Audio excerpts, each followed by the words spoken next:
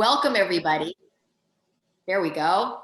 My name is Carolyn Freyer-Jones, and you are at the Creating Your 2022 CFJ Coaching Success School webinar. So congratulations. Let's just take a moment and acknowledge each of you, because you've just by being here, you have decided that you're already on the court about your next year, right? It's like, and that to me is one of the most amazing things when a coach decides like, hey, like I want to start now thinking about the next 12 months and what I want to create. Like that's a win right there. So bravo to each of you for being here today.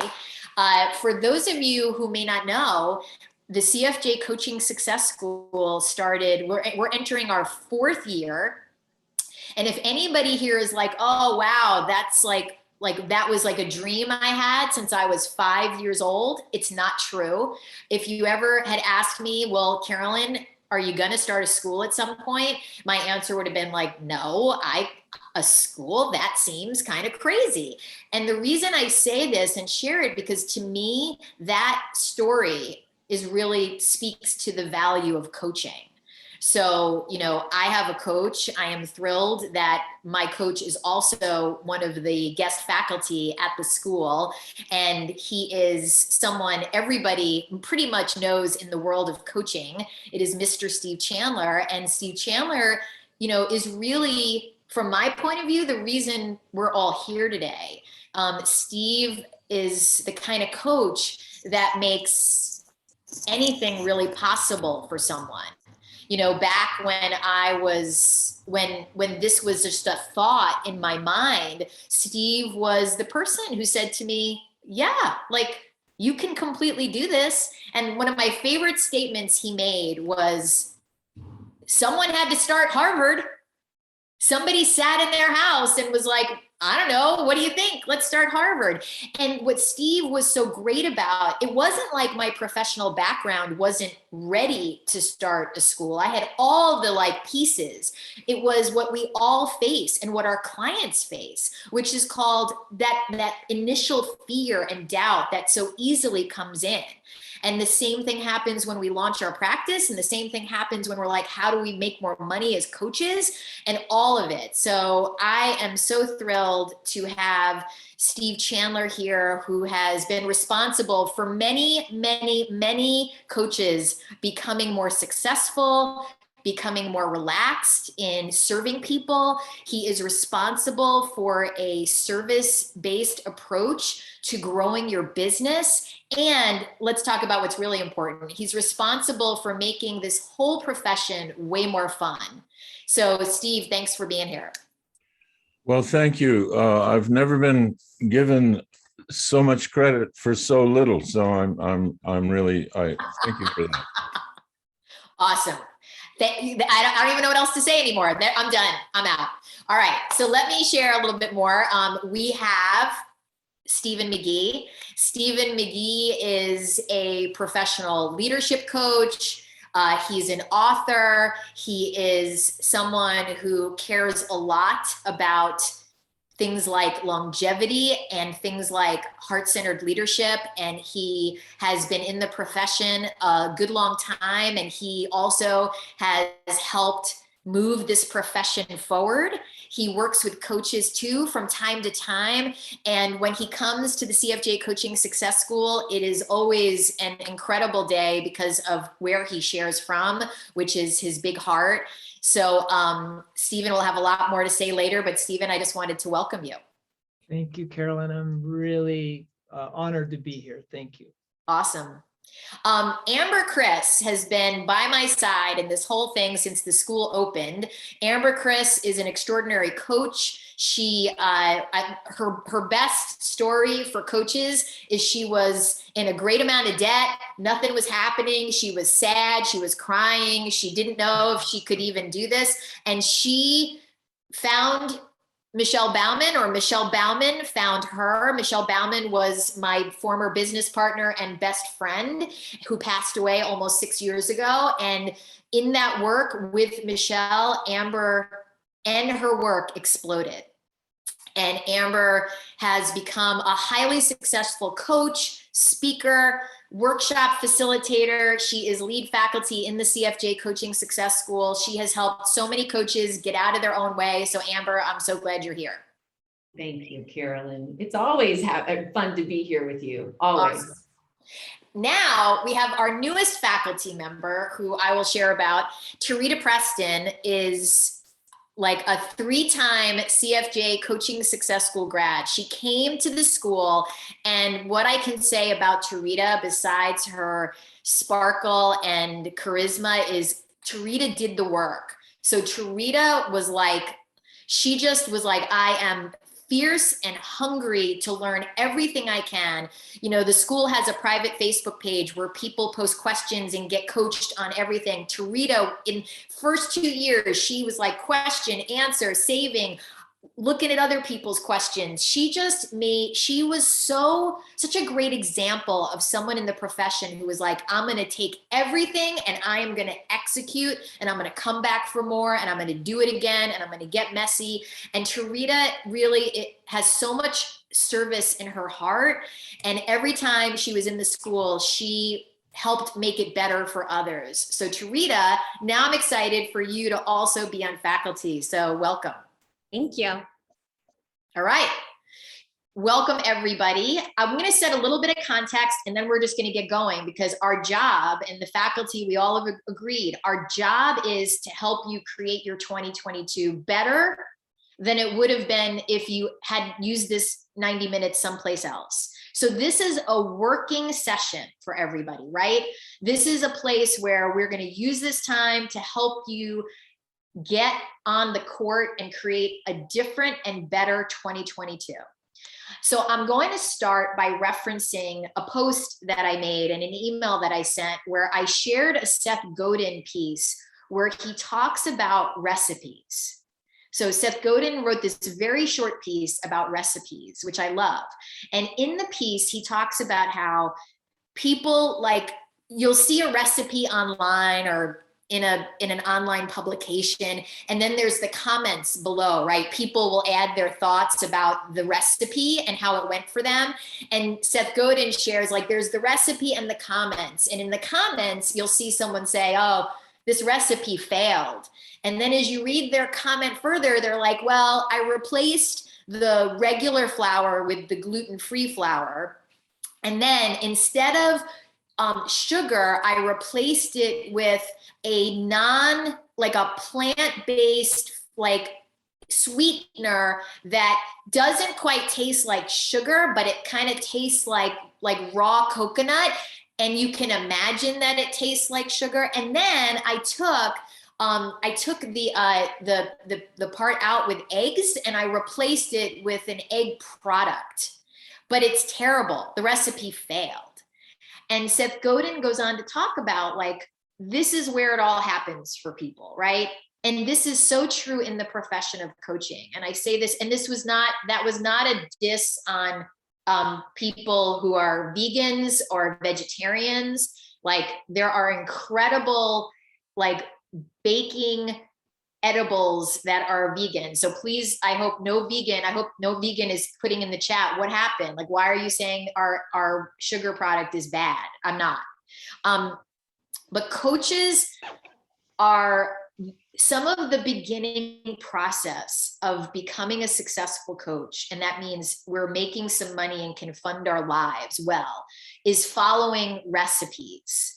And hopefully many of you have already read, you know, the Bible, if you will, The Prosperous Coach, right? That is really the book. Steve Chandler was the author, with Rich Litvin. And that book became this way, this path forward to create a business, not selling, not being pushy, but learning how to be of service and learning how to serve versus sell.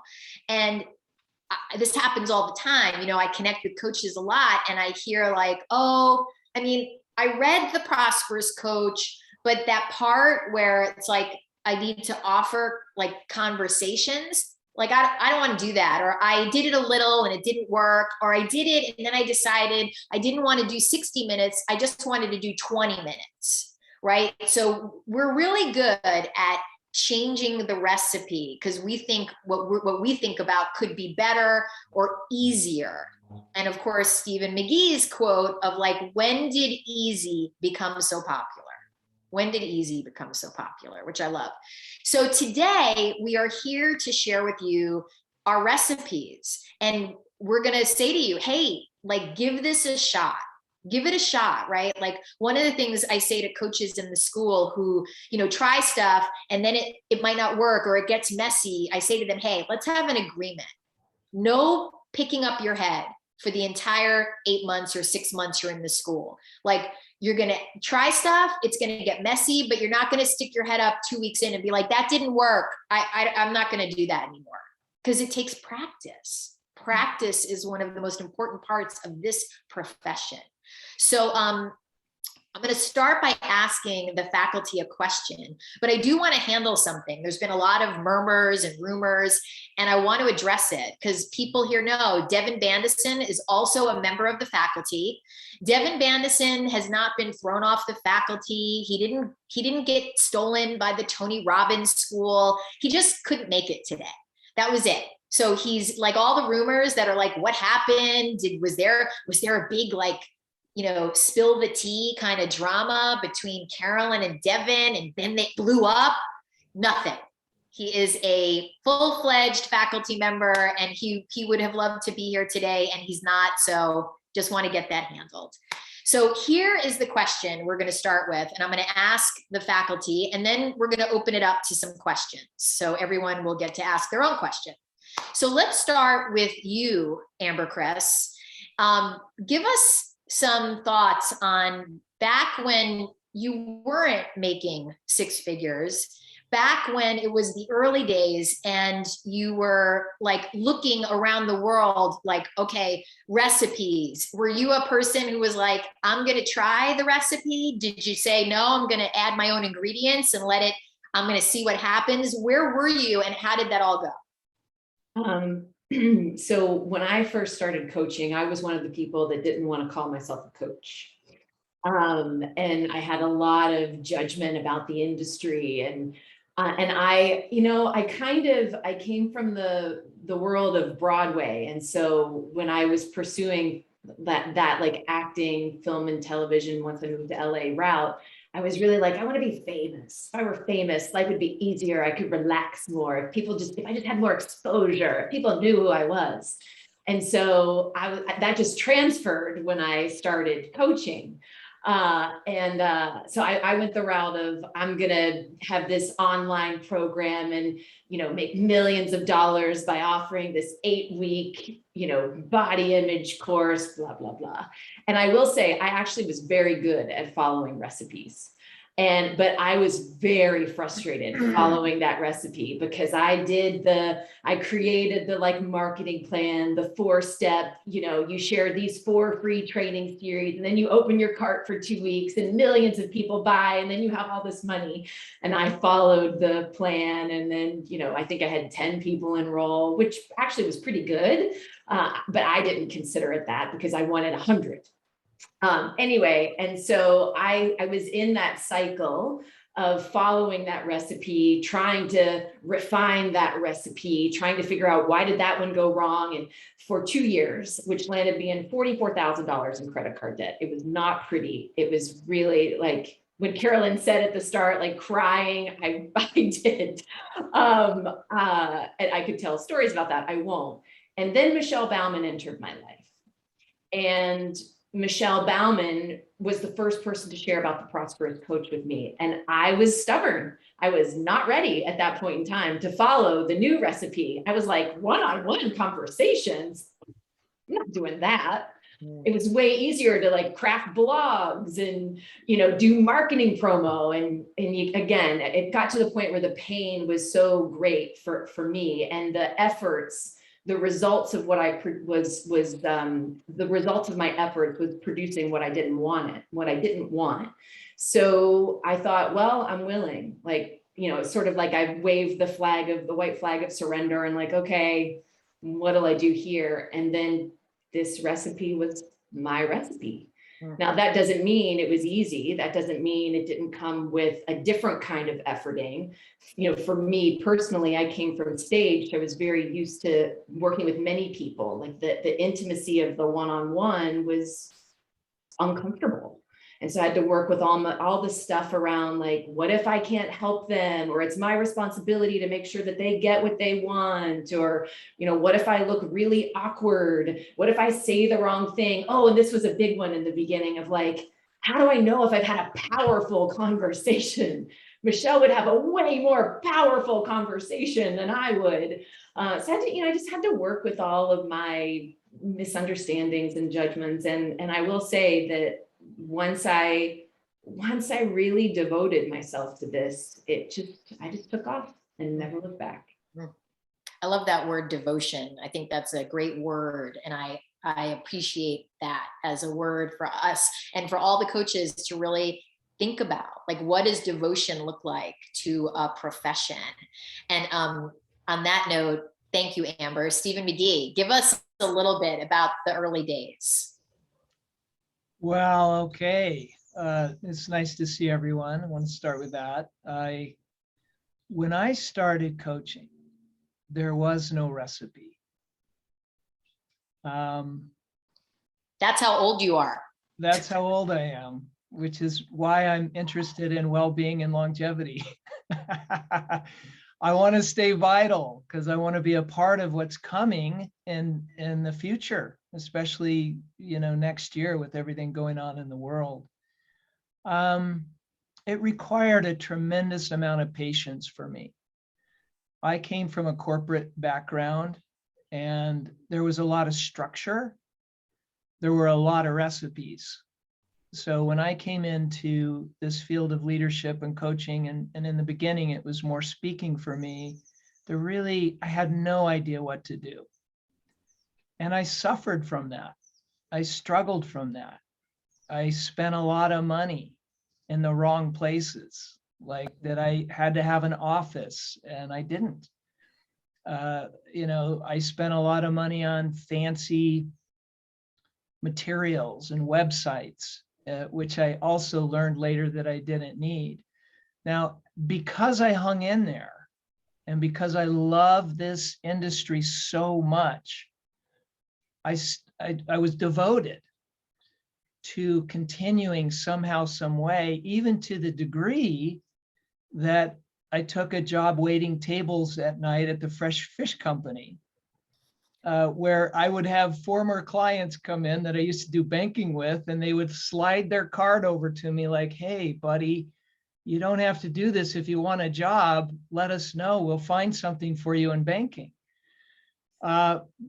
And I didn't slide the card back. Of course, I took it and gratefully was like, thank you, but this is what I'm going to do. And I want everyone to hear that. There wasn't anything in me that was, I'm going to do something else. This is what I'm going to do. Now, somehow, some way, probably pure grit, I got some clients and I was really bad at it, really bad. I remember the first speech I did, I went to the buffet table after, where they have the croissants and the coffee and all that. And all the people that I'd spoken to were there. And I walked up to the table and it was like the seas parted. Like I was so bad, they were embarrassed to stand near me. I was that bad. Well, let me get a little bit more specific here in terms of what happened. So I hung in there. I made enough money to survive by getting some small fees for speaking and coaching. I did whatever that took. And eventually people like Steve came into my life. I think when I met Steve Chandler at figures, but I remember talking to him about the next step. And this was not in his coaching school. This was in his networking group in Phoenix, Arizona, as I recall. And later, he did his first coaching prosperity school, and I just gobbled it up. Because while I was succeeding to some degree, it was still an awful lot of super hard effort, and I wasn't really serving at the level that I wanted to. And what Steve Chandler brought into my world was a relaxed way of serving that made me more interesting to clients, because needy is creepy, as we've heard before, right? I think Steve Chandler maybe was the first one that said that.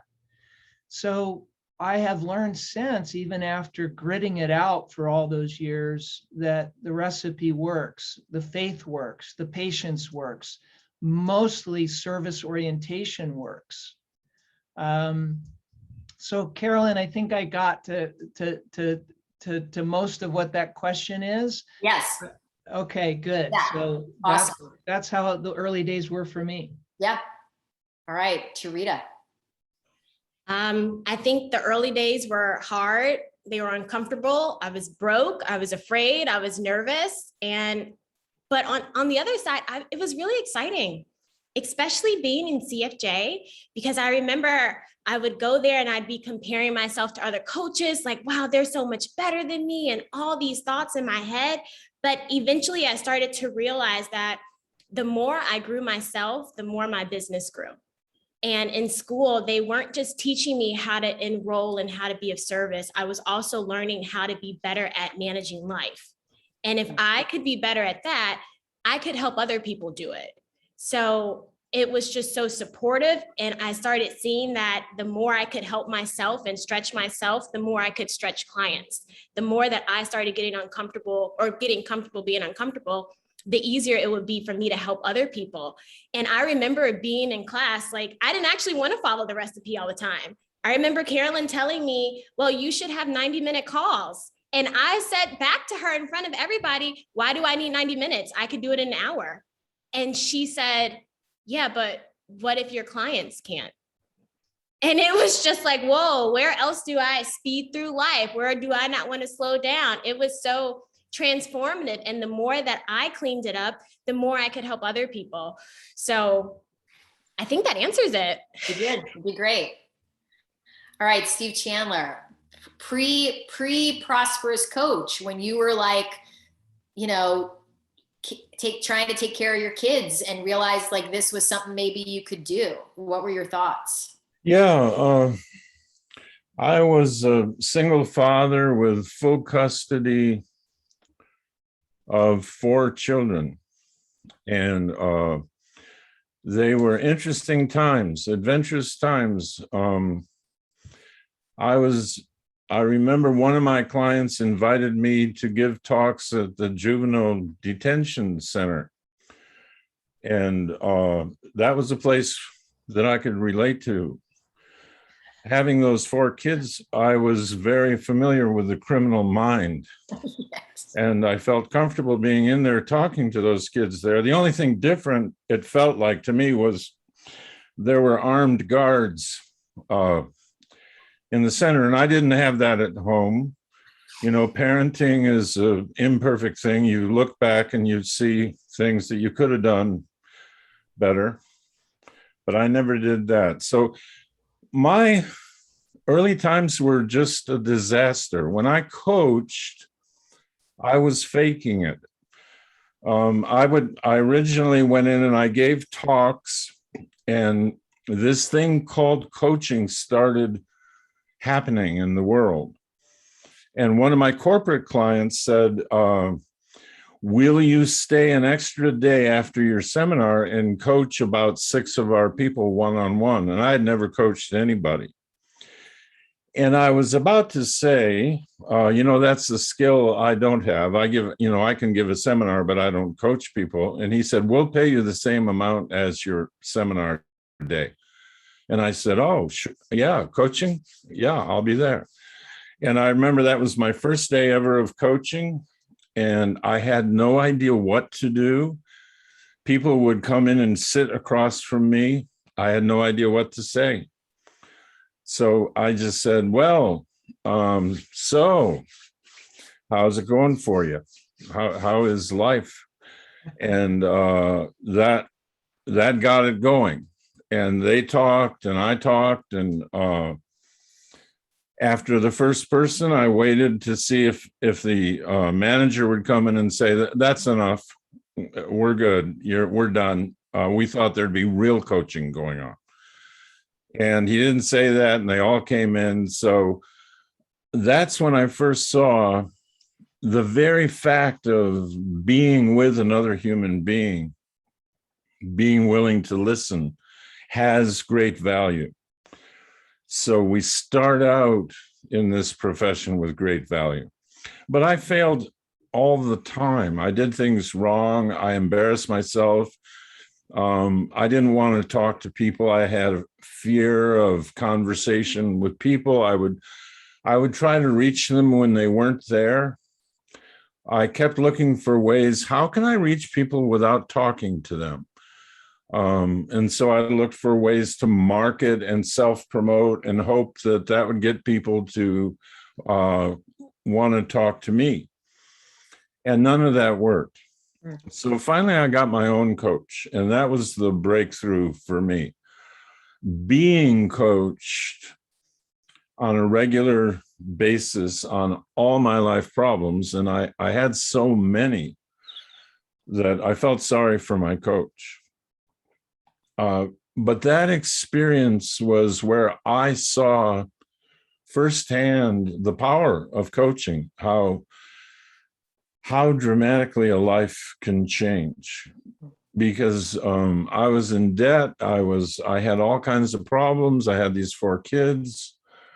Had really no vehicle to drive. I had to do this weird thing where I'd rent cars, but they wouldn't let me have a car for very long because of my credit, and it always felt like the rental people were following me around, make sure I wouldn't drive into Mexico. And from there, just being coached and like Stephen said, staying in the game. I didn't have a passion. I didn't have a goal. I had no goals. I had no passion. Like I would go to a seminar, find your passion. I couldn't find it. What if you can't raise my hand? What if you can't find it? Well, we don't, everybody has a passion. Well, I don't have one. I'd love to have one. Can you recommend, do you have a list of them where I can go through?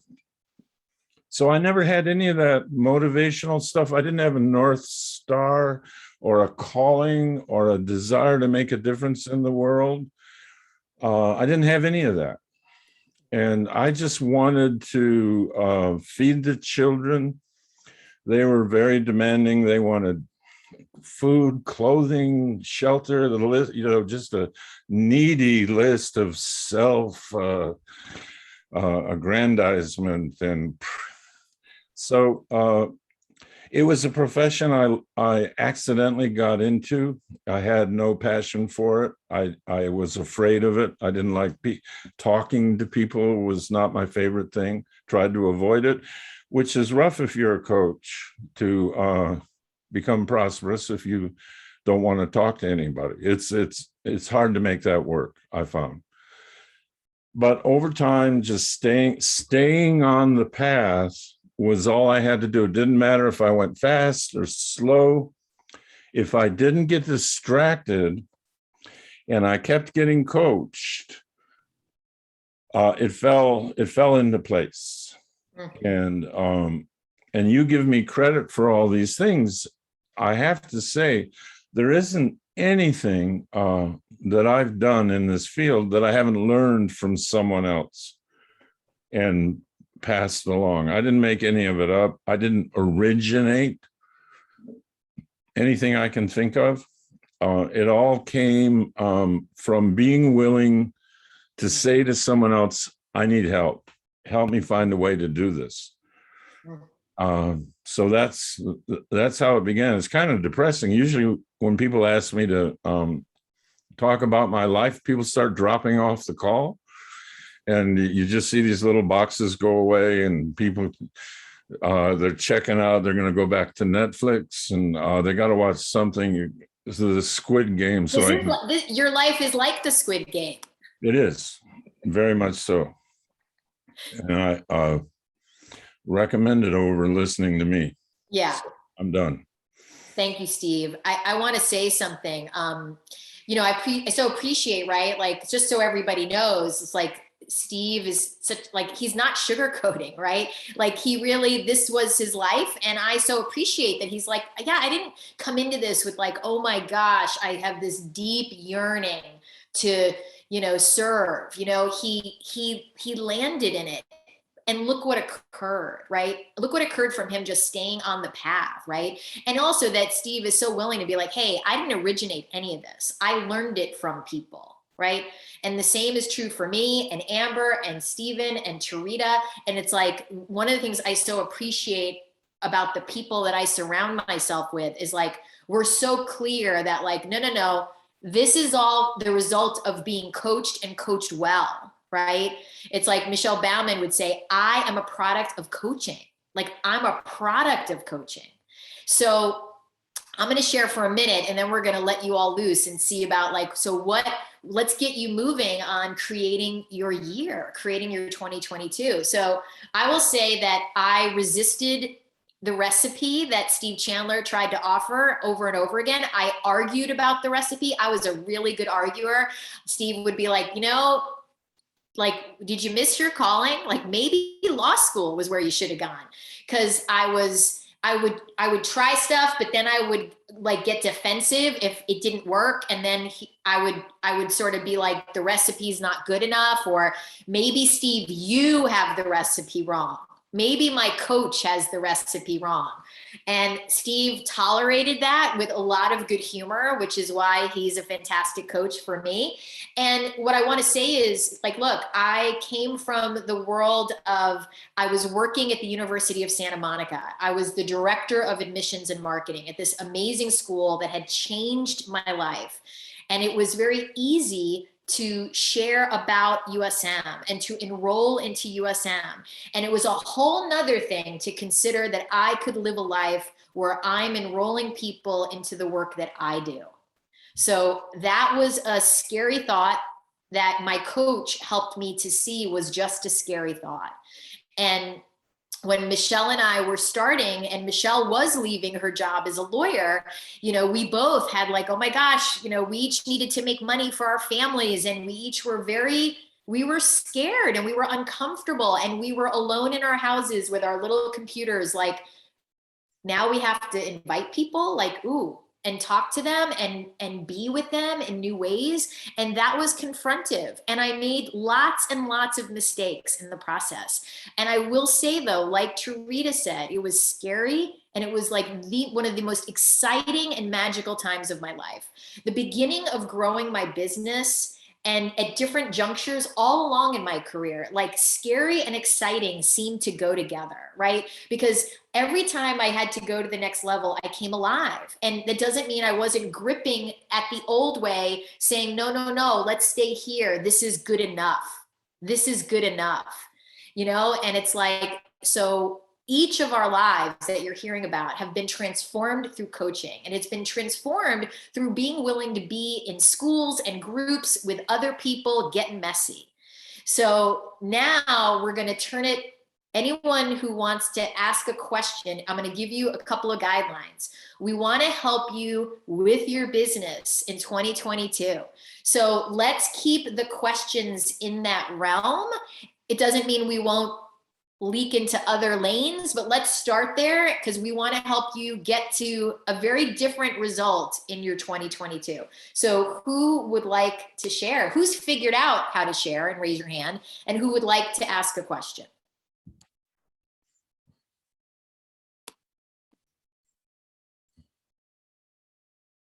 So Johnny, I'm assuming you're looking. I'm not seeing hands raised. I am. Okay, oh, there we go. Okay, we got one. All right, Here let's we go. start with Tara. Okay, Tara, can you come hear on me? down. Okay. Thank you so much. I feel so grateful to be here. And I feel so curious about 2022 and how to utilize the recipe from the Prosperous Coach with how the world is changing, even how we are doing this online. I want to change with the times, but I'm not trying to change the recipe myself. yet I feel things changing, even in the amount of like emails I'm getting from your school, like things are changing. Does my newsletter list have some value now? Might I do a group online program? Or because I'm still a newer coach, shall I just stick with the one-on-one recipe and do that while I continue to grow?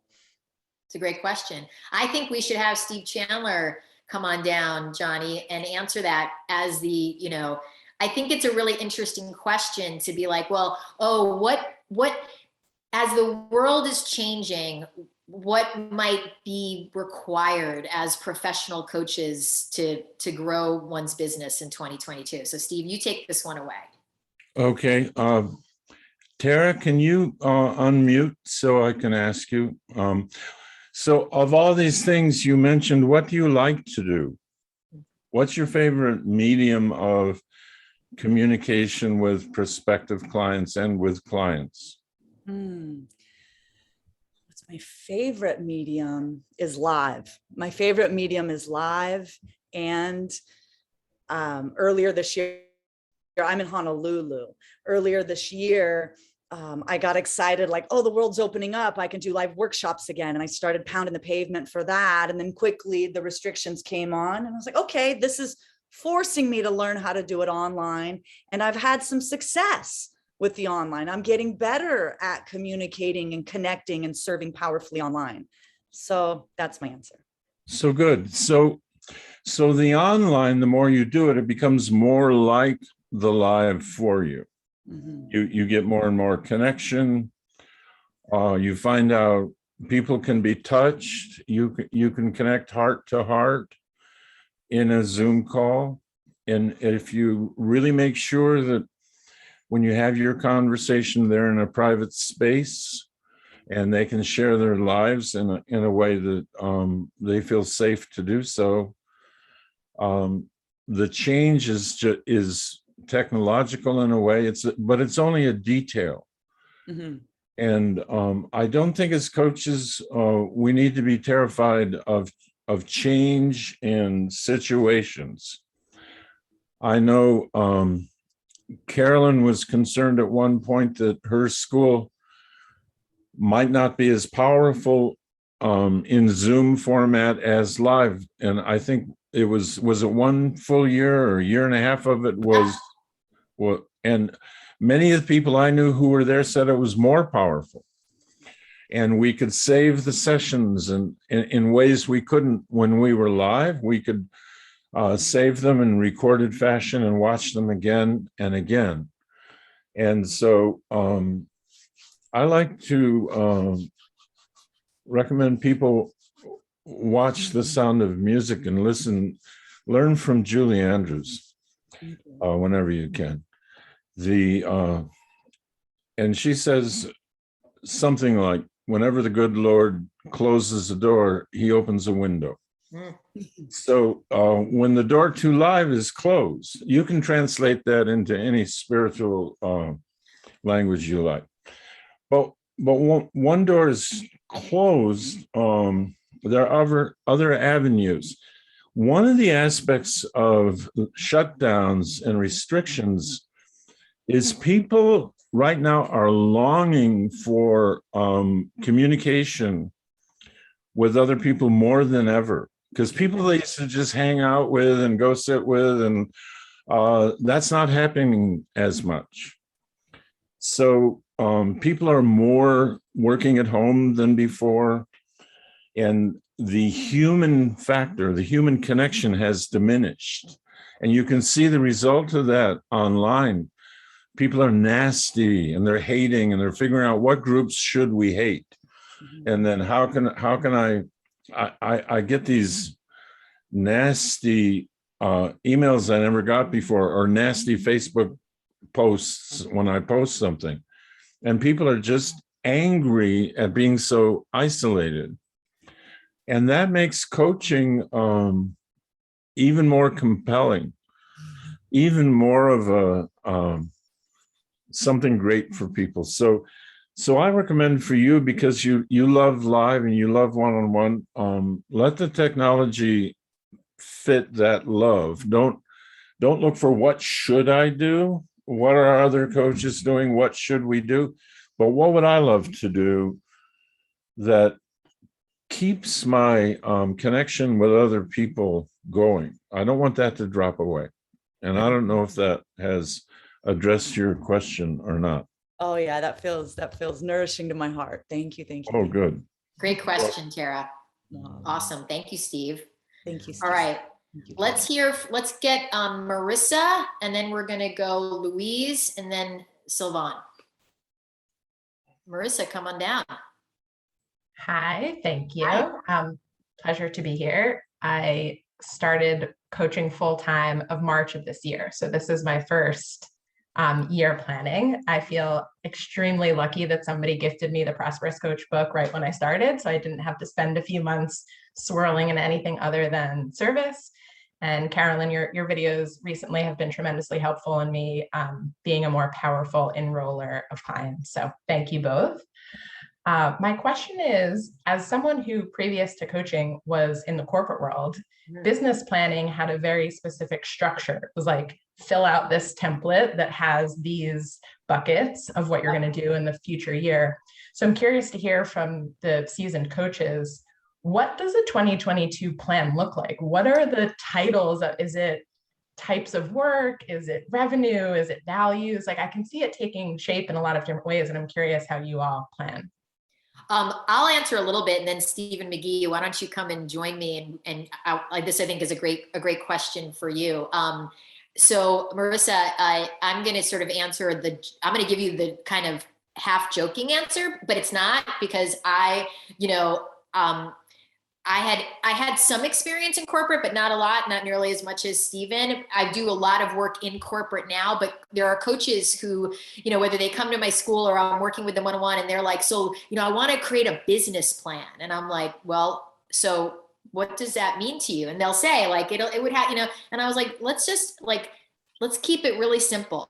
Like, what's your ideal scene for how much you make? And like, what did you make last year as a coach? And we sort of do this thing of, is it even 50% believable given what you've already done? That's like a really clear guideline. Is it 50% believable or 50% unbelievable? And then we do some coaching math, like, well, how many clients at your current fee would it take to get there? I know some coaches, it would take them 40 clients based on their current fee. And we're like, well, is that going to work? And then it's like, so there's just a game, and it's like, well, what do you want that number to be made up of? Some coaches want only one-on-one. Some coaches want a group plus one-on-one. Some are really new, and they're like, I just want some money and a couple clients, please. Right. So it's like, I just want to kind of be a voice for everyone, that this can be simple. It doesn't have to be complicated, but I do want to hear from Mr. Stephen McGhee, because, let's hear what you have to say about this. Well, firstly, Marissa, welcome to the industry. Love having you here. Thank you. You're here at the most opportune time. We haven't reached the parabolic growth curve in coaching yet. So welcome. Thank you. I have to say that all the strategic planning that I did in corporations or led as a facilitator, not one of them ever panned out the way that we planned. I mean, we would do, 5-year, 3-year, 1-year unifying goal, leverage strategies, next actions, and all that kind of thing. And that's not to say that it was bad, but that's to say that that was during a time when there was a lot more certainty about things like the trajectory of the world and the economy and distribution and all kinds of different things. So I agree with what Carolyn is saying, which is that you can have, you have a dartboard and you're going to throw a dart and you want to hit the board. But when I cook, which is not that often, I must admit, but when I do cook, I can make something very tasty by not following the recipe exactly the way the recipe is. So while I agree that a recipe for baking bread or making a delicious chili or soup is important, at the end of the day, I have some freedom to adjust that recipe to fit my unique style as a cook, or in this case, as a coach. Mhm. So my question to you would be, what is most unique about you as a coach, as part of your preparation and your strategy moving forward? What is most unique about my strategy to, About you, like what is it that you bring to the party? I think that my uniqueness is in my ability to make someone feel like they are capable and the best version of themselves. It's how I've led when I was in the corporate world, and it's why I think clients have been enthused to work with me, because they come to me feeling not so capable and can leave after a discussion feeling like they see and embrace the best version of themselves. Wow. So to me, that computes from your former career to this one in such a natural, organic, and beautiful way. Like I would lead with that because it's so easy for you to do. I agree that goals are important. I've been known to say what gets measured gets done. So to Carolyn's point, like, gosh, what do I want to create this year? That's important. But I also feel like what served me the most in my career as a professional coach over the years is finding things that I love, that I'm interested in, and going down the rabbit hole with those things and sharing them with other people. So as an example, I'm currently leading programs that have to do with a blend between well-being, longevity, and leadership, because I'm so interested in all this brilliant stuff that's out there about how we can strengthen our immunity or be more fit or be more well by things like cold immersion and breath work and meditation. So see, it's natural for me then, as part of my strategy, Marissa, to share that because it's alive in me. Yeah. And when it's alive in me, people hear it. There's no effort for me. It's not like I'm working, although I am. I mean, I'm talking to people and serving people and caring about people and being in conversations with people.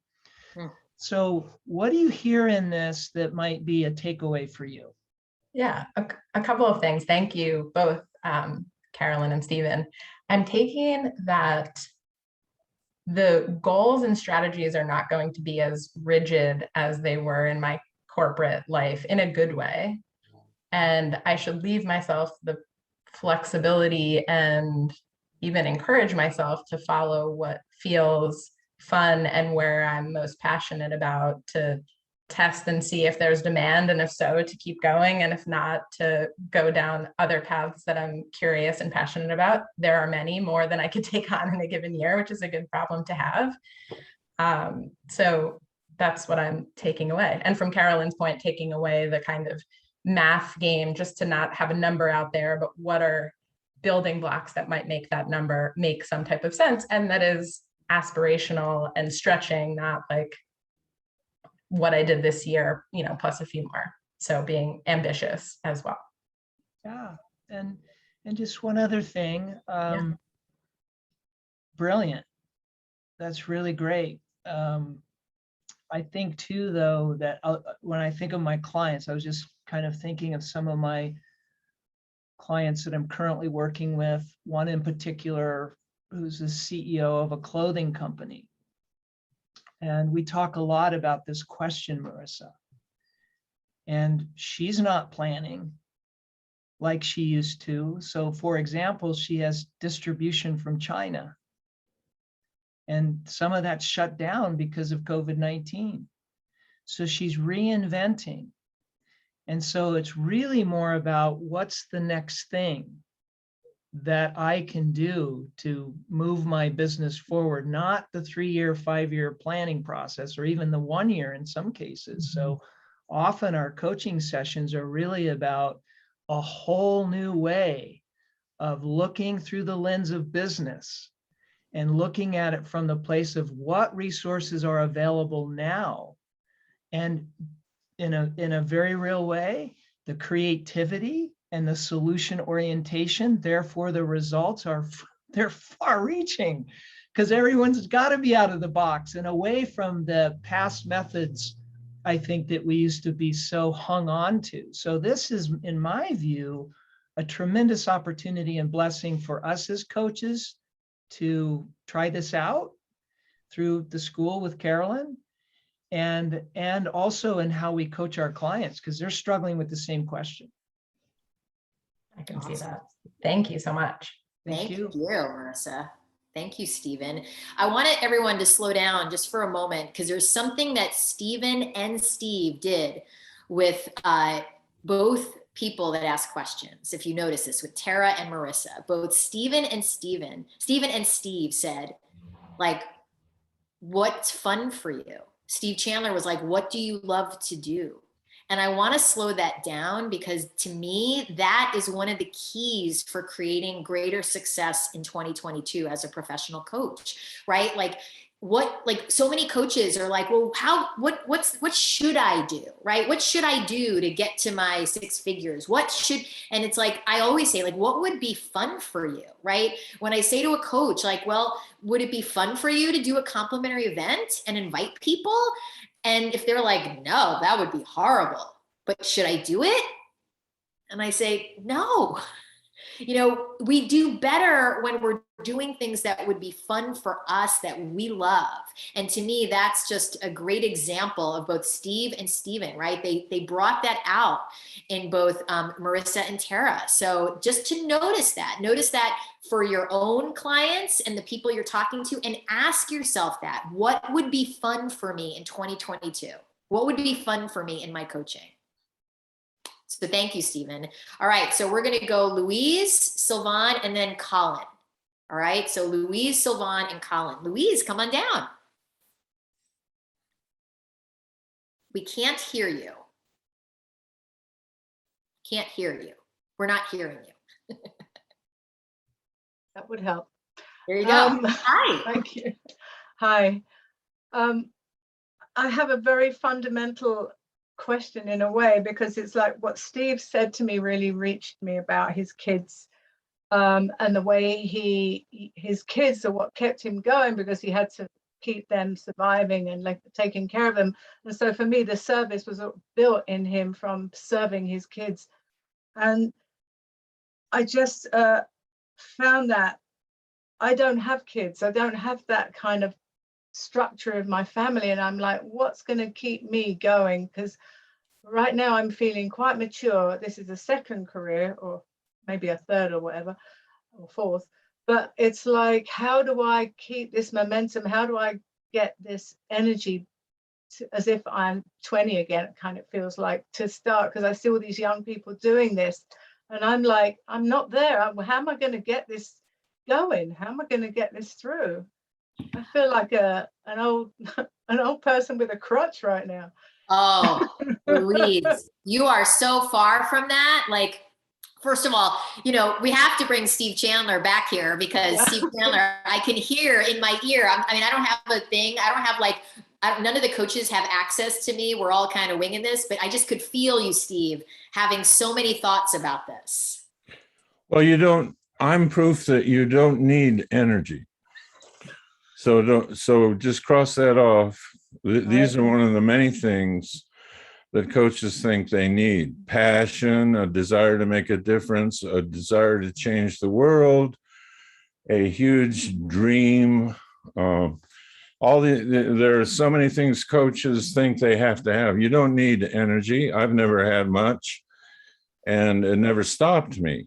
When I was in high school, I had a teacher actually say I was, and she put it on my report card, that I was the laziest student that she had ever encountered. And she wanted to have my parents check me out and to see if there was humanity actually over here, where it just, everyone thought, including my parents, maybe I was a member of the legume family, that I had so little energy at that time.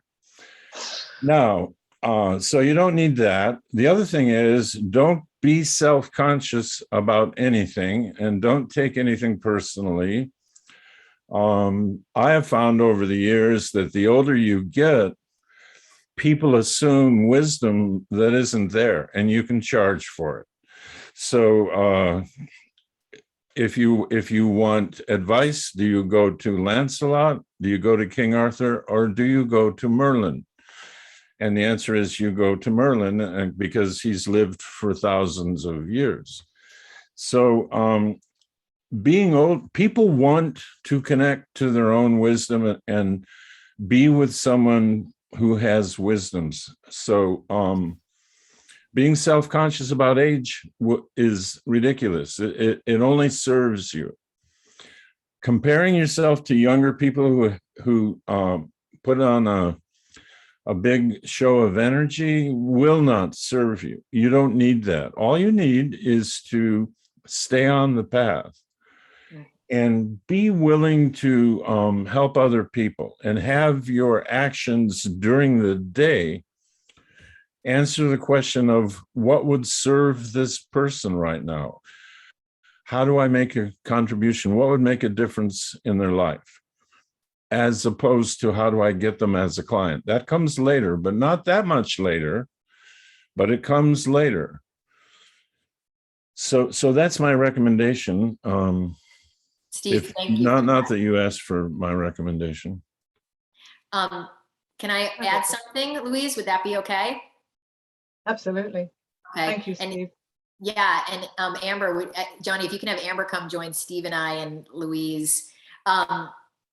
So Louise, I think your question's a great one. And I so appreciated Steve. I knew you'd have a great answer, because Steve's like, and I want to highlight it, right? Because even though Louise's was like, oh, how do I have energy, and the sort of age question, it's like there are coaches who are like, but I'm not like Tarita, I'm quiet, and I'm it's like, and that coaching is a profession of asking beautiful questions.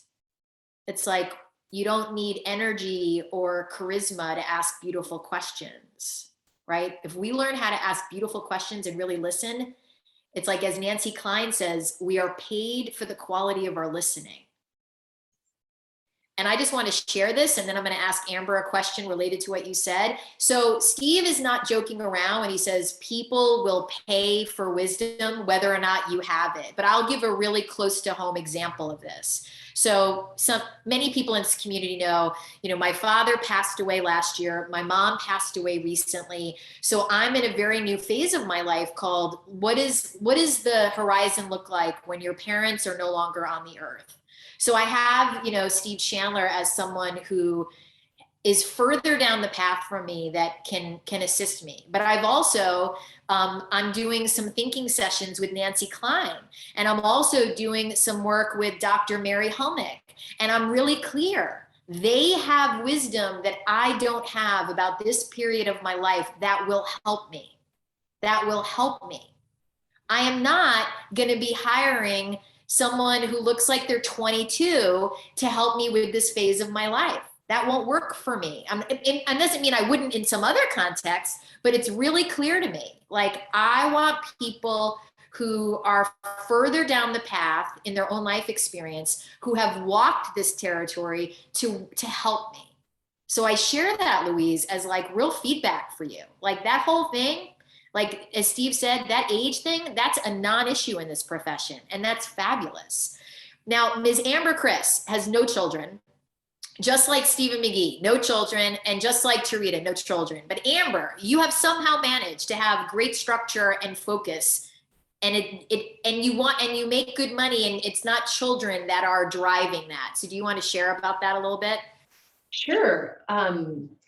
Louise, I really appreciate your question. I appreciate your honesty. And to me, the invitation of what will my motivation be is really, it can be even better is what I want to offer to you when it's not clear around, like, I want to provide for my household, right? When I first started, it was, I want to get out of debt.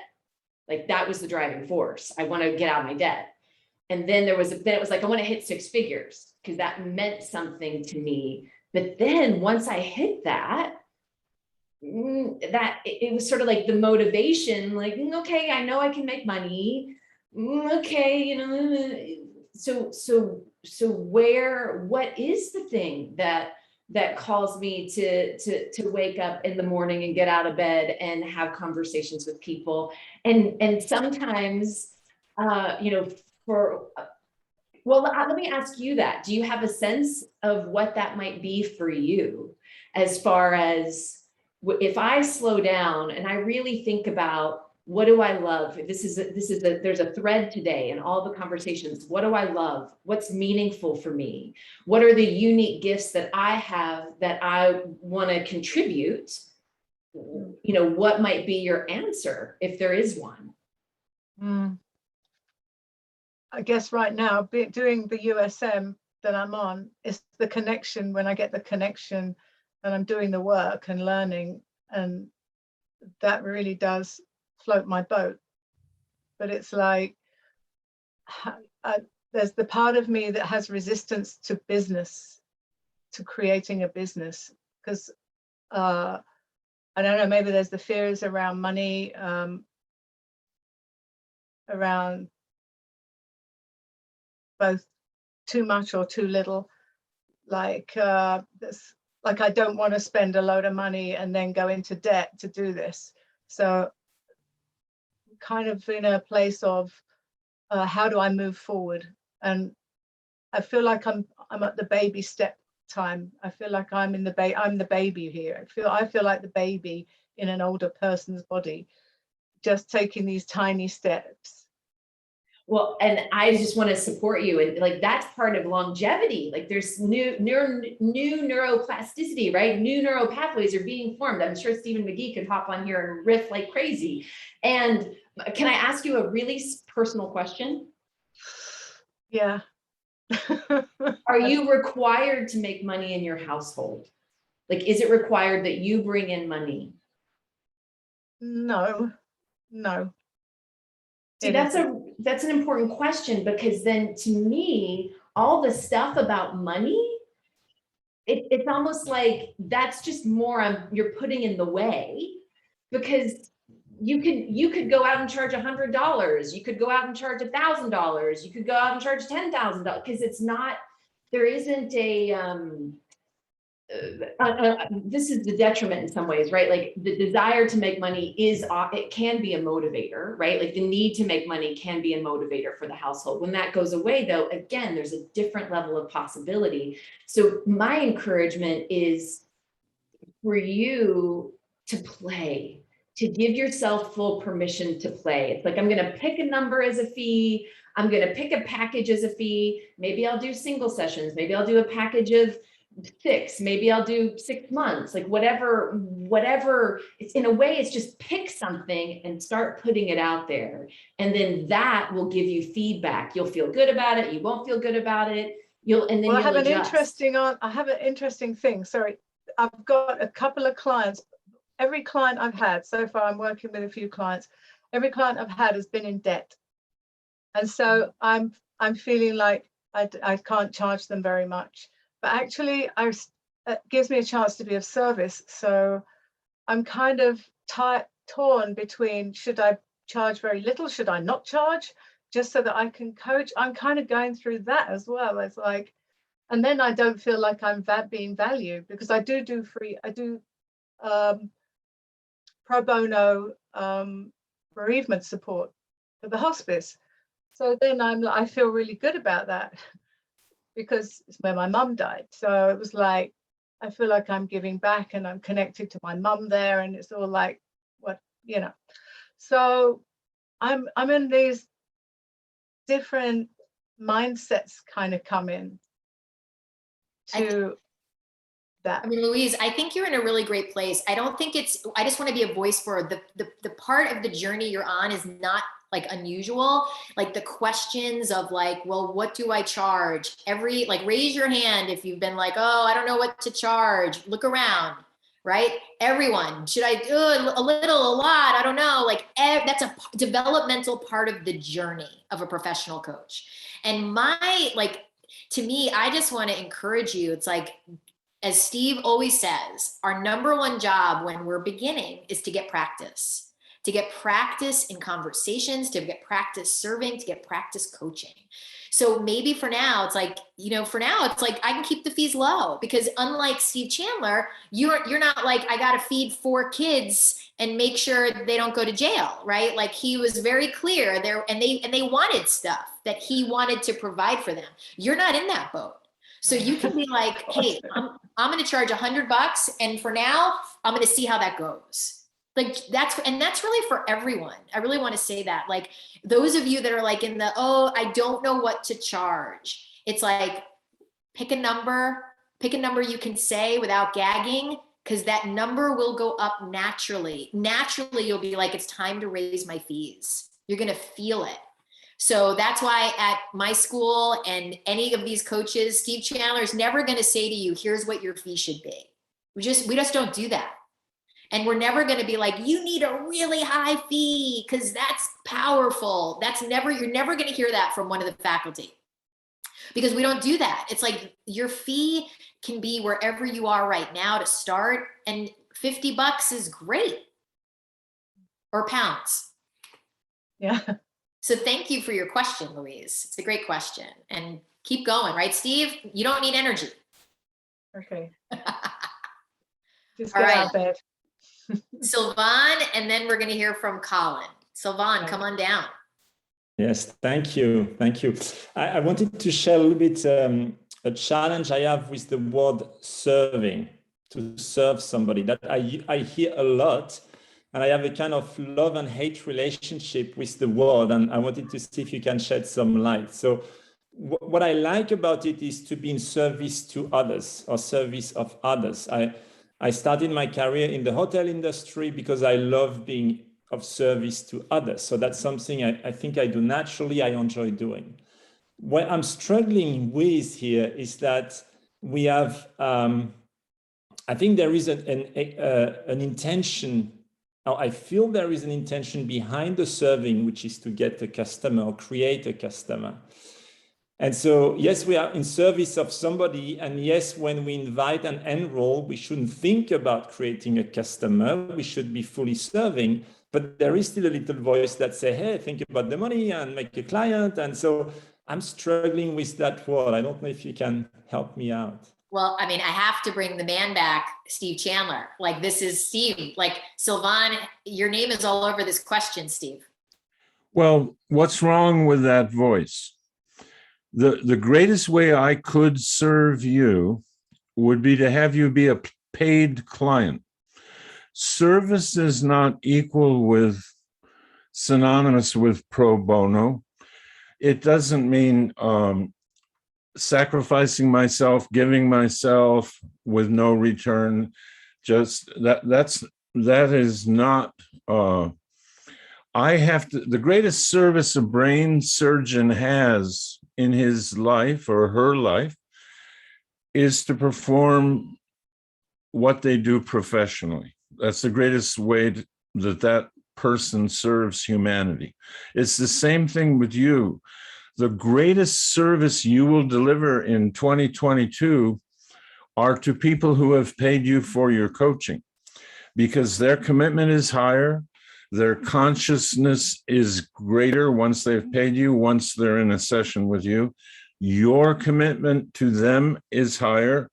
Your consciousness, your imaginative resources are greater when you're working with them. So that's the ultimate service. So that voice that tells me I would ultimately like to have you be a client of mine is not in contradiction with, I'm here to merely serve you for the moment. I'm here to find out if I can help you in any way. They're not in conflict. And a lot of coaches, and I remember at the start, I feel like I'm being duplicitous, or it's bait and switch or something like that. That changes when you see your professional work as the highest service you have to offer. And so there's this service, which is preliminary talking, where I see if I can help you now. And then there's the greater service, which is what occurs when we work for 6 months or a year together. If you haven't even seen service until you see that. So there's an old idea that I'm taking someone's money when they pay me. And there's no taking going on. There is an offer of money from that person to me for my service. They initiate. Will you take me as a client? Yes, I will take you. Will you accept my money so that I can count on you showing up for sessions? Yes, I'll accept your money, because that's how it works. So the voice you talk about is not your enemy or not evidence of you being a fraud or tricking people or being against service. It is even higher service. So I have no problem with serving you, and also thinking it would be wonderful to have you as a client, a paid client. They are not in contradiction. Have we completed your struggle with the word service, Sylvan? Did we handle it? Yeah, what I was thinking is when I send those emails telling people, look, I offer you a conversation for free. And there is no string attached, and I'm writing that, and the voice is saying yes, and you want to have them as a customer who pays money. And so that feels somehow, I hear what you say, Steve, and maybe I need to requalify that. The first discussion is, I don't know, is of a lower level, as you said, than a paid discussion, which is a higher form of service, but it still sometimes feels awkward to say it's free of charge, you don't need to do it, but I know I have an intention behind it. Well, they know that too. The remedy is to be a grown-up about it and not think I'm a little boy tricking people into giving me money. And that's what happened to me. But fortunately, it was very quickly when that got cured. I was 50 years old, and so I had my whole life in front of me when that got cured. So it's a matter of being adult. We all know that your profession is coaching and that people pay you for it. So I'm not tricking you if I say, let's have a no strings attached conversation. Just like if you come on my car lot, yes, you may take it for a test drive. And I think, oh my God, before you get in the car, I've got to confess something. I hope you buy it. I feel like such a trickster. I feel like Satan himself. And the person in the car is saying, I know, that's okay. I know you're here to sell cars. Don't worry about it. No more internal psychological self-flagellation and excessive fascination with my own worries and fears and self-doubt and self-concept. We all want clients. Everyone we talk to knows that we live by our clients. So you don't have to worry about it anymore unless you get a kick out of it. Thank you, Steve. Can you hear that, Sylvan? Yes, I did. Thank you. Awesome. Great question. Great question. Thank you, Steve. All right, Colin. Hey, good afternoon. It's great to be on with you guys. Now, a challenge I've experienced over the last couple of years, I've been selling courses, doing training, and doing some coaching online since 2014. But it's been in a specific niche, a specific area, right? Like online business, sales, lead generation, that kind of thing. And I find myself stuck when I'm reaching out to people, offering my coaching services, just stuck. That's all I can offer to them. But outside of that, I've had a lot of personal things I've accomplished in my life: weight loss, massive amounts, online business, self-employment, a whole bunch of things I've accomplished in my life. But I feel I can only, internally, I feel I can only offer coaching around building an online business or selling or lead generation, kind of niching as they, yeah. So that's a struggle of experience. How can I overcome that? Because I think I can offer people more than that. And I find myself with the clients I have, we talk a lot of times about things outside of business, productivity and rest and but I just feel when I'm reaching out, that's where I need to start the conversation. Yeah. Can I ask you a question, Colin? Sure. Thank you. And one thing I want to say, because we're at 10 of 1, believe it or not. So just so everybody knows, Amber and I are staying for like another 30 minutes. So anyone who wants to stay can, if you can hop off right at 1, go for it, but we will be here. So that's number 1. And number 2, I want to say this, every faculty member plus myself, we created this document called Creating Your 2022. It's an amazing thing. Everyone wrote a piece, and anybody who was like, I want more, you can email me to get that document. It's an incredible document. Even Stephen McGhee wants to read it because he hasn't read everyone else's pieces. So just know, so we will be here. And Colin, the question that I want to ask you, so are you saying you want to do other kinds of coaching? Like, oh, I'd like to do one-on-one. I mean, what is it you want to do that's different than what you're already doing? So I do one-on-one. I've done some groups, but I want to be able to offer coaching outside of the thing I've been good at for the last couple of years, like selling. And you want to do like, I'm just going to use a phrase, like more like general life coaching versus only in the lane of like sales and online stuff. Yeah, I'd love to have a conversation with someone and see where it goes. If they need sales and online stuff, great, let it go there. If they need just general life coaching, let it go there. But I just feel how I approach people is from that sales and business side. Can I make a joke? Make me laugh. Okay, I'm like, don't do that anymore. Just don't do that.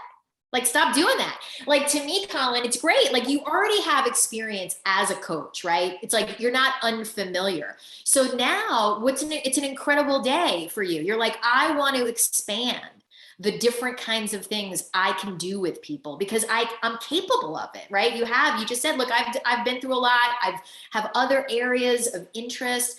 See, part of it is not, it's like part of it is presenting yourself as more of a generalist in a certain way, right? Like, it's like you could, like, just for as an experiment, you could, this is something we do all the time with both coaches who are in the school and also coaches that I talk to or Amber talks to. It's like, you could make a list of 5 to 10 people that you would love to coach, and not in the lane of sales coaching online. It's like, who are 5 or 10 people you already know that you are like, I could help that person with not just sales stuff. I could help them. And you could start inviting, like to start being proactive in creating kind of a new lane for yourself in your work. And you could look at past clients you've already served. You could look at just people you're connected to in different ways. We have a handout that we use in the school that I give out wherever I go. It's an invitation handout, Colin. And if you're like, I don't know how to talk to someone about other things than sales and online, if you want that handout, just email me, or Johnny will post it here in the chat if you want it. But like, this is what's great. And this is for all the coaches here, right? Because some of you have been coaching a while, right? And like Colin, you're like, I want to create something different in 2022. Like, I want to do different kinds of coaching. Part of it is starting to invite in a broader way, get out of the lane that you've been in and start inviting, like, and it can be as simple as, I'll give you an example. Stephen McGhee has a story. He was in a coffee shop and somebody was reading a book that he was like, hey, I'm reading that book. And he said, hey, I'm reading that book. And they started a conversation, and then it ended up with the person, Stephen's like, well, I'm a coach. Do you want to have a conversation about that? Like, that's really possible. I mean, Tarita, I want you to come down, because Tarita is like, to me, one of the greatest masters of creating clients in her life. And I mean, like socially, Tarita pre-pandemic, right? Tarita would come to the school, Colin, and she'd be like, I'm going away on a vacation to the Bahamas. And she would come back and she would say to the class, well, I was like sitting with this person at the bar and I just started asking questions and then they were on my calendar. So Tarita, do you want to like speak to this a little bit for Colin? Yeah, I'd say that the best part about being a coach is you don't have to put yourself in a box. So as you're sharing, you're like, well, you know, I'm used to being in this niche. You get to just invite someone and the focus isn't on what you can provide them. It's what's showing up in their world. And from having conversations, you'll start to notice, oh, I have a background in this, or I could help you with that. And the more you do it, you'll just get more practice. You'll start to feel more comfortable saying, do you want to work on that? I have some ideas for you. Are you open to listening? So it's less focus on what I'm doing or how I could break myself out and more focus on what does this person need and how can I provide it? So when I'm emailing people, I'm not saying, oh, my background's in corporate and HR, I could help you with that. It's more, let's set some time on the calendar and you tell me what's showing up for you and I'll listen. And you start from there. Is that helpful? This is really good. That's very helpful. Is this me giving myself permission to, what I heard is me giving myself permission to step out of the box that 100%, trapping Colin. myself in. Right. We don't want to see people emails like, oh, our background's this and we did that. We want the focus to be, you know, last time we talked, you told me X, Y, and Z, and I'm just wondering, how's that going? If it would serve, let's put some time on the calendar and start from there. That's it. Yeah. I mean, Tarita, I so appreciate you. Tarita is such a great example, right? It's like, she like, you know, I mean, I sort of joke, I'm like, you know, Tarita like could be in like, I don't know, I'm thinking Tarita could be at a mortuary and somehow she would create conversations with people who are, I mean, this is a really bad joke, but I have a lot of death in my life right now. I'm like, she could help people in urns would start to have conversations with Tarita if Tarita was there.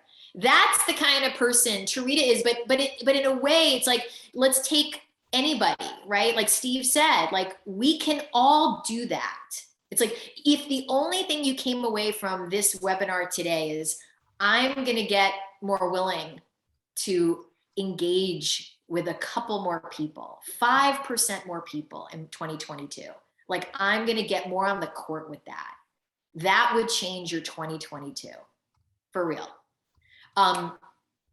Let's do some closing words, right? Because we're at the last 4 minutes with, we have Tarita, we have Steven and Steve, right? You'll still have Amber and I, but so Tarita, final words that you want to say to anybody here about 2022 and what you would do if you were like, I'm going to do something to make my 2022 different. What would you say to a coach? I think that the best part of us, the parts that we're the most insecure about, are the parts that actually make us great coaches.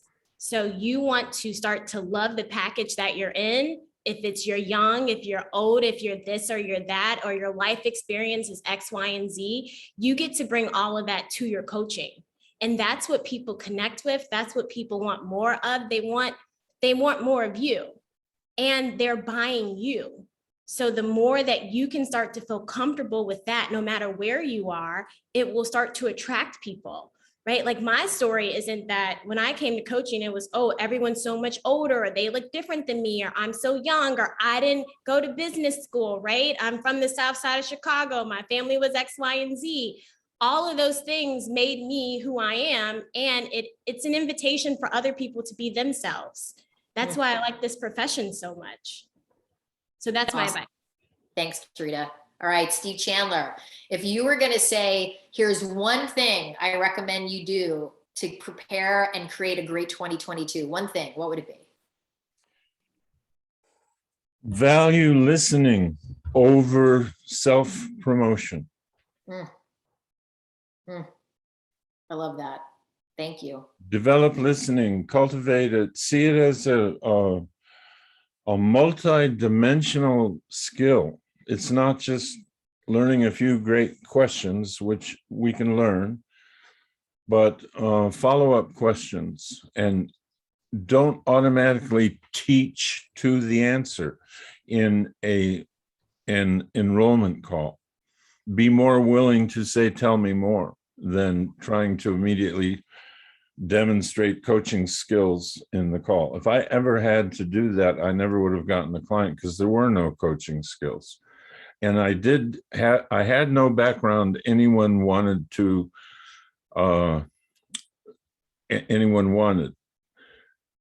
My first big corporate client, they said, what is your background? And I said, bankruptcy, alcoholism, divorce. And they say, okay, that's enough.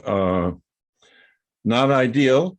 We have other coaches with better resumes, but the big question is, can you help us? That's really what we want. And I would say, let's do a short pilot and find out. Let's find out. So background doesn't matter. Listening is what matters. I love that. Thank you, Steve. Stephen McGhee, one thing. Yeah, well, I'm gonna copy Steve Chandler, but it's because it's the truth for me. I'll say it a little differently than I heard Steve say it, but there is no need to be impressive as a coach. In fact, being impressive, being charismatic, being a teacher, being one that knows it all will get in the way of the connection. It will get in the way of our humanity as coaches. It will get in the way of your fee. So there's no need to impress. There's no need to be magnetic or charismatic in any way, shape, or form. And so there is listening.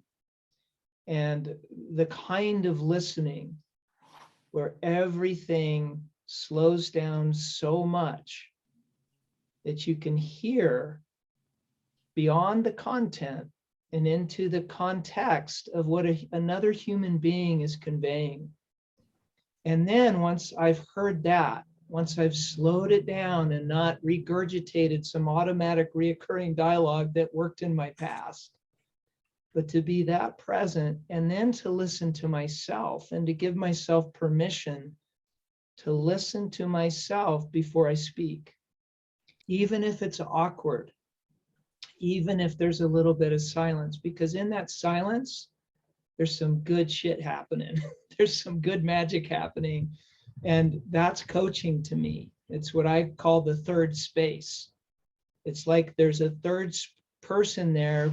If you and I were working together, Carolyn, it would be your energy, mine, and then the energy of us together, or the listening of you and I together. That's creation. And that's why coaching will change the world, in my view. Or change a person's life. That's right. At the very least. Thank you so much. So first of all, everybody, thank you for being here. If you need to hop off because 1 o'clock is your time, please don't, no concern. Stephen, Steve Chandler, and Tarita, thank you for being here with us, for just sharing so richly and so beautifully. And anyone who wants this thing we created called Creating Your 2022, incredible pieces of writing from all the faculty, just email me. My email is in the chat. And Amber and I are going to stay for a while. So we're going to hang out and answer more questions. Bye, everybody. Thank you, Carolyn. You got it. All right. Let's take a question from Elizabeth Linder. And Amber, Johnny, if you can put Amber and I on the screen, that'd be great.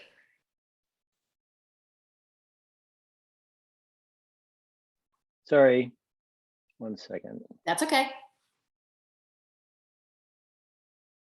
you hear me? Yeah, I can hear you. Hi. So my question is, right now I'm doing USM, the first year, the Soul Center course. And, you know, I've been doing real estate for about 15 years. And I would like to change hats and maybe, you know, when I started, I never thought about doing this as coaching. I thought about doing this for really personal growth. And as I'm divulging into it after like 7 months, I find that I am a good facilitator. And it's something that maybe I want to explore. But I don't know how to switch hats because I've been an agent for so long. I mean, it's like, then it's like, well, what are you doing now? And, you know, why are you calling, you know, I just don't know how to make that shift for others to look at me with a different eyes, I guess. That's my question. Yeah, it's a great question. And first of all, congratulations for being at the University of Santa Monica and taking part in their programs. I think that's to me a huge gift to yourself and anybody connected to you, whether you ever coach or not. That's just an incredible gift. You know, I would keep it real simple, Elizabeth. You know, one of the things we talk about, right? Amber talks to a coach, or I do, you know, we say like, you know, you could pick out 2 or 3 people in your life and be like, look, I'm going to start doing some very limited coaching with a few people. And I wanted to offer you 3 months of coaching as a gift. And we could just do that together. And that'll be my gift. It'll be completely complimentary. And at the end of the 3 months, we might be done, or we might decide we want to do more. And at that point, there would likely be a fee, but we might be done. But I'd be willing to do 3 months if you want to be part of my small and very elite test group. Okay. And that's a way for you to experiment, right? Like you could like feel it out. Like, cause I hear you, you're like, I never thought about this. Never, ever. And you're like, oh my gosh, I'm a good facilitator. So you want to run a small experiment. Like, you know, cause you might love doing it, but you might not want to do it as a profession. You might not want it to become a source of your income. You might do it as service. Who knows? Elizabeth, that's what I did when I first started my coaching practice. Because I don't know if you remember, I said I did not want to be called a coach. Like I was like, but and prior to that, I was an actor or an actress, and I really identified as that. And what happened for me, so my second year project at USM, I did focus on my body. My theme was, is it possible to love the body I've been given? And then over the course of that second year, I had such profound inner transformation about how I related to my body. And my classmates started to say, will you lead a workshop on that? Like, what are you doing? We see that you're different. And there was a part of me that was like, absolutely not. I'm not going to do that. Like, I'm an actress. I act. That's what I do. And finally, one morning, I woke up and I was like, you know what? I think I'll lead a workshop. And so I invited 8 people. I charged $59. I had it in my garage. And I just started playing. Like, I thought about, like, what did I do? What were some of the steps that I took? What were some of the processes that were impactful for me? And then I just sort of put it out there and saw, like, did I like this? And I was like, ooh, I actually really liked this. I was surprised. And so then I thought I'll do another one. And so to me, I don't think my encouragement is not to suddenly feel like I'm going to go in this other profession. Like I'm going to, you know, don't do that yet. Just give yourself permission to say, do I even like this? Is this something that I enjoy? You know, here's the group of people that I'm willing to share this with. And whether it's some one-on-one or a group, run the experiment first. Explore it. Yeah. Yeah, I would like to do that. Yeah, that's great advice. Thank you so much, you guys. This was a really great session. It's so great to have you. Yeah, thanks for being here. All right, let's have Cynthia Hamilton come on down. She has a question. Can you believe it? I actually have clients, Carolyn, and I have a question about my clients. Oh, hallelujah. I know. People are being served by Cynthia Hamilton, an extraordinary coach. How can we serve you today? Well, I have a client who's like that I coach, like the equivalent of speed dating. And she's a Bitcoin trader from Chicago who is describing her life as pretty much like Lucy and Ethel in the Chocolate Factory. You know, so I have just been so mindful that an hour, you know, as Tarita shared her story earlier, you know, an hour is just not enough time to get things done. On the other hand, she's re-upped 3 times And I'm having such a great time being messy with her and trying to get my points in. I'm doing my best to listen. But I guess my bottom line question is it okay to just keep coaching where they are? I mean, I notice that when I can get in a higher level of focus, I hear her energy slow down just voluntarily, and things go in. And we were talking yesterday, and she said to me, you know, why does blah, blah, blah keep happening? And I said, well, this is the work. And she stopped. And, you know, I said, this is what an hour and a half would mean. We get to why this pattern keeps showing up. Is that sufficient in my messiness for right now? And how can I kind of lead her to going deeper, so I'm not repeating the same thing, or worse yet, falling into advice giving? That's what I'm really cautious about too. Sure. Well, I'm going to respond, and then Amber has something to share. And then maybe, because Tarita's still here, she might have a thought too for you. Cynthia, you can let her know you'd like to run an experiment. You could say, look, I have a request. I'm going to challenge you here. I want us to do the next 3 sessions as 75-minute sessions. 75 minutes. And I want to see what happens. And then I'm going to see. And if you're willing, I may ask you to bump it up to 90 for 3 more sessions.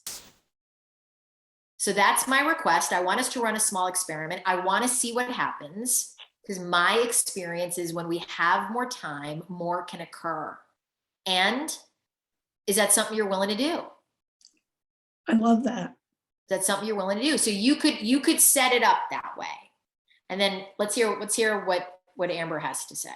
Well, I just have a clarifying question first. Are you saying that she's a fast processor as well? She processes, I mean, she gets it. She processes quickly. She doesn't retain it. So I'm finding that the same things keep coming up.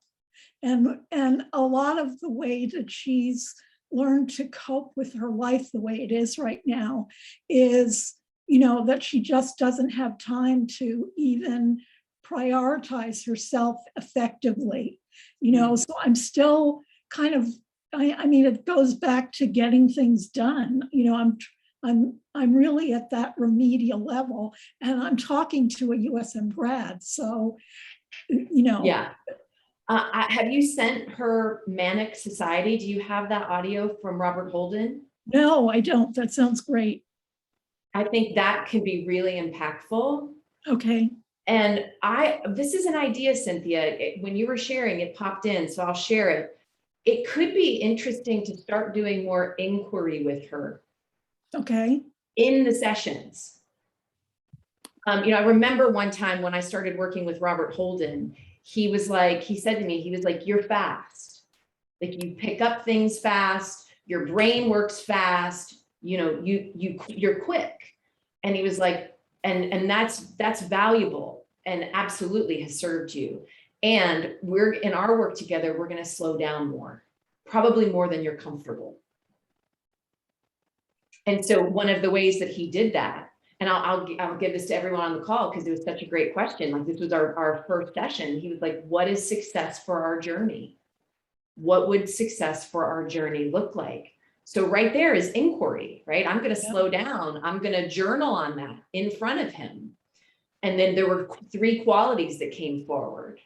And then we continued to come back and call back to those qualities during all the future sessions that we had. Fabulous. Thank you. Mm-hmm. I just need to do a bio break. You go. Tarita and I will take care of it. You come on back. Tarita, thoughts? Wow, great work, Cynthia. Thank you. And I would do exactly what Carolyn said. The only thing I would add is how you convey it and the energy you use, because you can say things like, I want to make an observation and I have something to share with you. And here's why I'm making the request, and inviting her to that there's more work to be done, there's more to process, and here's a bigger game that I'm seeing as a possibility for you. Love And it. this is why the 75 minutes or the 90 minutes is going to serve, right? Because you're holding a mirror. And it's not just we need 75 minutes so I can process more. It's you're bringing things here, and there's a layer of depth that is available to you that we aren't reaching in the 60. Yep. Are you willing to work with that, right? Like it's an opportunity for you to have more leadership and create a stronger container, because she Yep. needs it. She's not going to give it to herself. She needs it from you. So you have to model it. Yep. Yep. Love it. Thank you, guys. Yeah, so fabulous. Congratulations. Thank you. All right, Lee, come on down. Okay, thank you for taking my question. Yeah, good similar to see you. Yeah, nice to see you. It was really fun today. Steve was off the hook funny. Yeah. My question is, I'm working with a client who, her name is Denise. So 2 questions. One, she wants to be a comedian and she keeps inviting me to all her comedy shows, but I don't really want to go. So you can touch on that, just how to respond. And then the second thing, she's all over the place. And I sent her the agreements. We went over them because she needs to slow down and focus in the session. And we had our session last Thursday morning and she was on her way to get lab work. So part of me was pissed. And then she told me that she just got told she's a walking heart attack and has to have some emergency, blood work done and all this. So I just didn't know how to handle it. We coached anyways. We coached through her getting her blood draw. She had been dehydrated the day before, so they couldn't draw it. So we're sending light to her getting all her tubes filled. So it was kind of fun in a way because she did fill up all 4 tubes and she walked out of there. She looks so much better. But just your thoughts on that. So tell me what see if you can go, okay, my question is what? My question is, I feel like she's pushing the boundaries of the coaching container and I'm having a hard time reining that in because she's someone I really admire, but also she's got a lot of energy. She's just a big person. Well, in terms of she's inviting you to her comedy, stand-up stuff because she wants to be a comedian.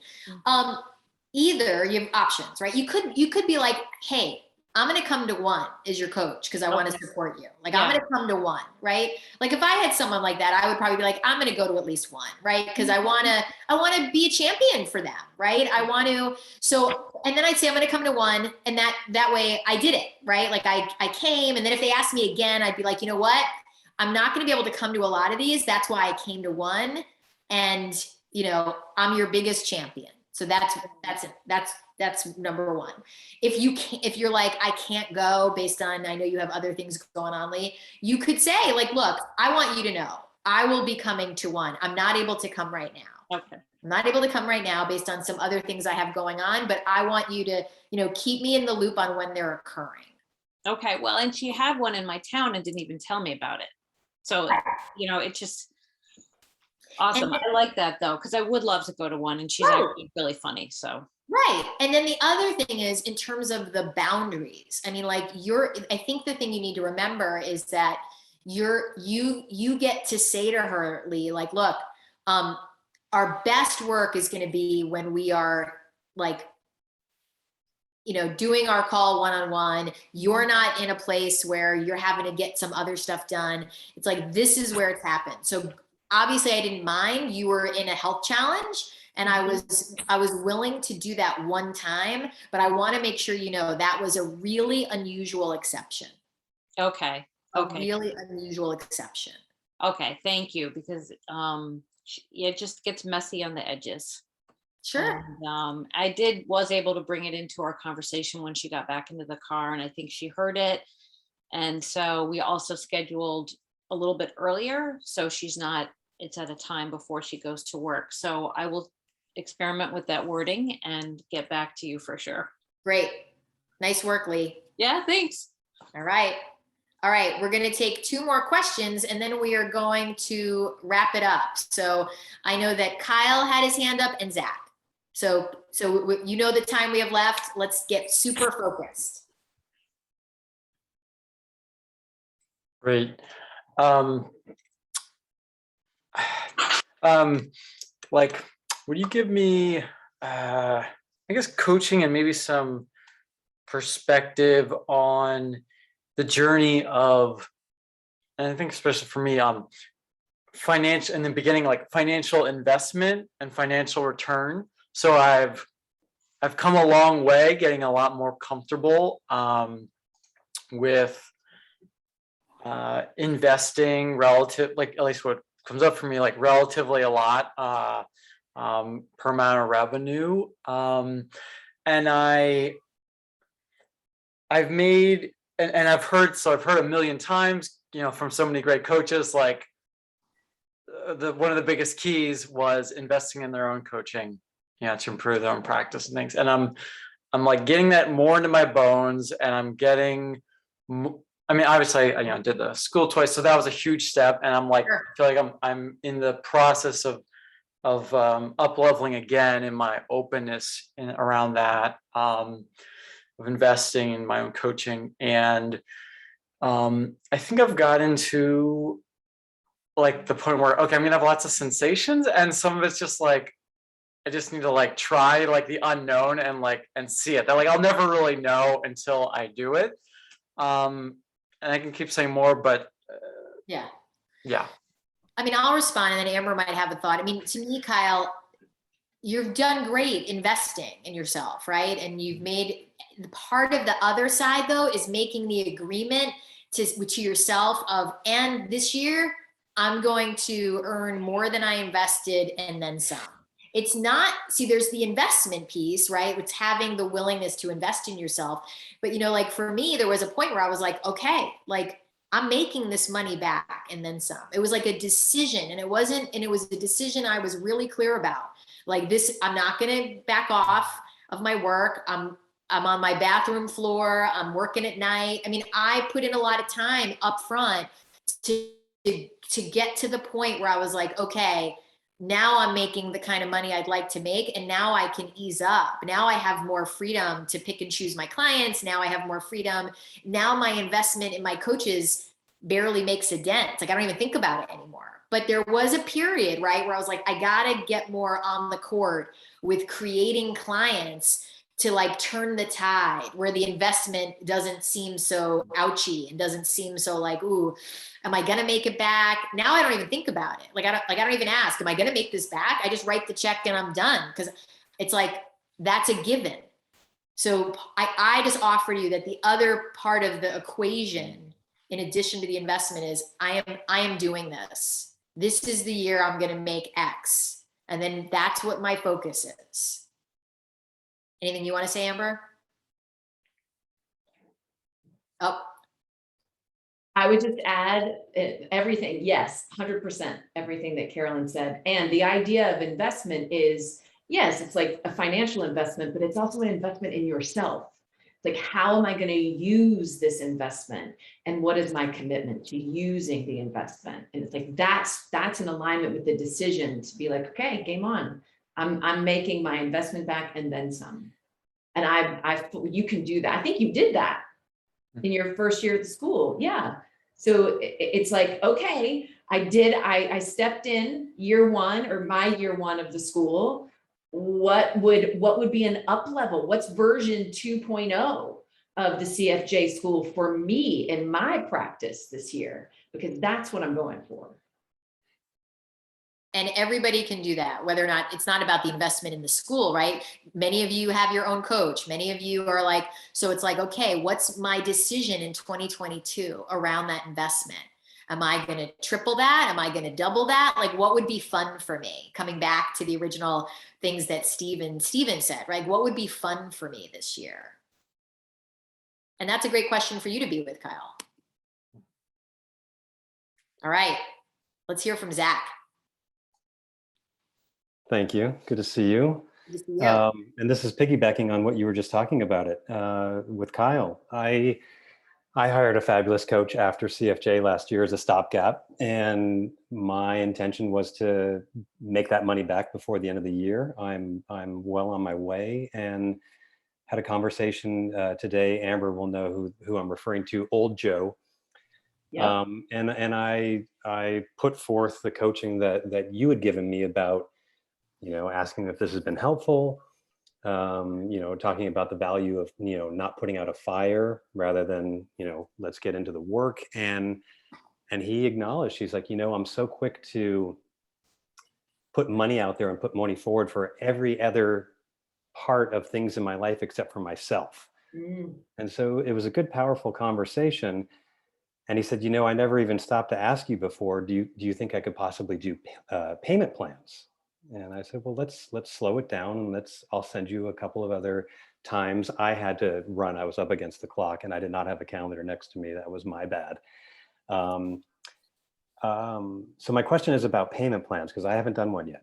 And I know we did some coaching around that last year in CFJ, and I'm sure I could dig deep and find, but I figured I'd take the opportunity to step on the court and talk to the two of you about this. I had originally proposed 3 months for $1,800.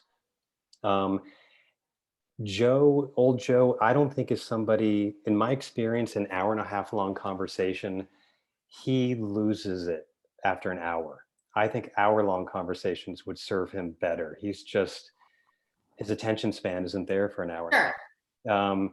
So I'm thinking of dropping it down to then, 10 hour-long sessions, which equates to the same amount of hours that I would do if I was doing an every other week session for an hour and a half, plus a 2-hour launch and a 2-hour completion. Do I ask for if I break it down, is it $600 a month? And do I ask for that $600 right up front? Should there be more on the front end? Obviously, I know before we move into the next month, I want to make sure payments in hand. It's new to me, so I'm raising my hand. I'm in the game of making money here. Yeah. Before you start, Carolyn, can I just say something real quick? Please. See, Zach, I also want to acknowledge you because you've been in this relationship with Joe, right? You've had the conversations, and then he sort of went away, and then he came back, and right, to say, you know what, I'm going to show up, I'm going to be in my leadership, I'm going to let him know that what we're doing isn't really serving him. That took willingness on your part, it took courage on your part, it took leadership on your part, and now look, he could ultimately become a client because you took a stand for him in a bigger way. So I just want to acknowledge that. Because I think that's also good for everyone to hear. Thank you. Yeah. Yeah. So everyone knows Zach is in his second year of the CFJ school, and Zach has really been diligent, right? He really is what Steve Chandler talked about, staying on the path, right? It's Zach has had frustrations and he's had all sorts of stuff come up, but he's on the path. He's not getting off. All the exit doors are closed.